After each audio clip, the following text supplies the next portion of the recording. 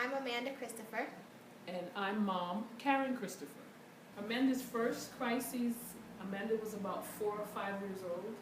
We were at the sprinklers at the park one day, and it was in the summer. Then that night, she was screaming. When we went to bed, she started screaming, and we had no idea what it was. And she was complaining about her arms hurting. From then, since that started, I found out that I wasn't able to go into the sprinklers with my friends and stuff. Or pools. And if I did, I would have to come out like every 5 minutes because of the water and how cold it was. Sometimes I would have to, like, if we went to a hotel or something, I would have to go to the inside pool, to the outside pool, and all that other stuff. I was 7, and I had went down south for a family reunion, and what was I doing that started it? I was You were in the pool. You were in the pool. I was in the pool, and all I know is we got there that day, and I was in the pool that same day, and I refused to come out the pool, as my parents told me. And that night, like, it was, my whole body was just in pain. My legs, my arms, my back, my neck, everything, and I could not move. Like, it was like being in a stiff kind of case, and I couldn't move at all. So we went to the hospital. Yeah, so the only thing that would help me was laying on my back. As Amanda was saying, her whole entire body was racked with pain. I think the worst part about it was that I was missing the entire family reunion. It's like when we had dinners and stuff, I would just be sitting there with the worst expression on my face, and they would be like, "Amanda, what's wrong with you?" And I couldn't even talk. That's how much I was in pain. She's been in and out the hospital, be it hospitalized or just going to the emergency room. It has to be like 50 times by now. It's like you're sitting there and then you're thinking about what your friends are doing and you can't do that, or your friends are, I don't know, it's the summertime and your friends are going to the beach or something, and you know you can't do that because the water isn't properly warmed yet for you to go in. So it's a physical and mental pain, and it really does take a huge toll on you. Many nights I cried myself to sleep, not to be dramatic, but I literally did. I was just tired of life, period, kind of, and I stayed home a lot, didn't want to go anywhere. Even if we were going somewhere I would usually want to go, I didn't want to go. Like, I just wanted to stay home, stay in my room, and that was it, just leave me alone.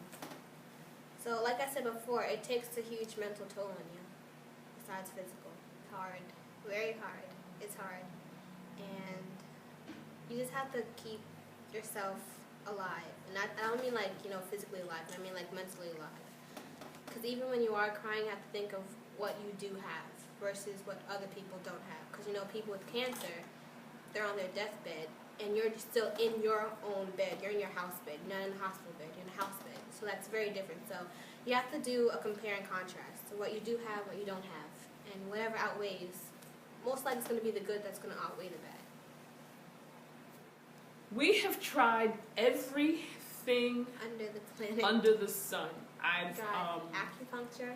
Yes, we tried acupuncture. We tried all the creams in the world. We've tried.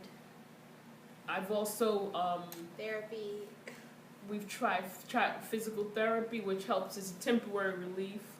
Also, I've gone to health food stores and gotten different teas. Then we went to a holistic doctor. Oh yeah. I forgot about that, right?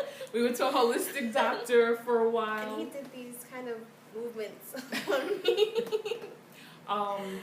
We've tried all type of herbs. I've sent away for herbs. I started reading about eating roots food. So you've named it, and we've tried it. My diet has done a 360 completely. Like, I can't have every carb, like rice or noodles, are wheat and whole grain. Yeah, we switched over to eating more whole grain food, whole grains. Also chlorophyll. I had her take, remember the chlorophyll drops? You forgot about that, right? I was giving her chlorophyll drops because I read that the chlorophyll would help the oxygen flow through the body. So I was giving her chlorophyll in her water or in juices. You've named it, we've tried it.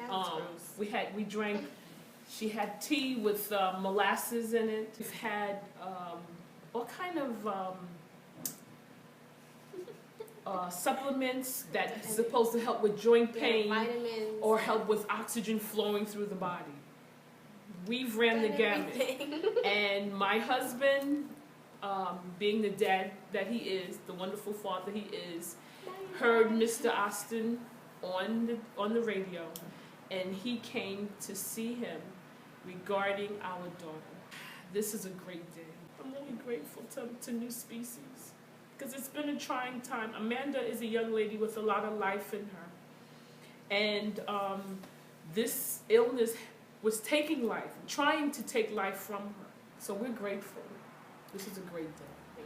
We're definitely going out to celebrate this evening, because this has been news that we've been praying to hear for a long, long time. Well, there's steps and processes to go through, but our prayers have been answered. Right, Mandy? Yes, ma'am. I am New Species. That's true.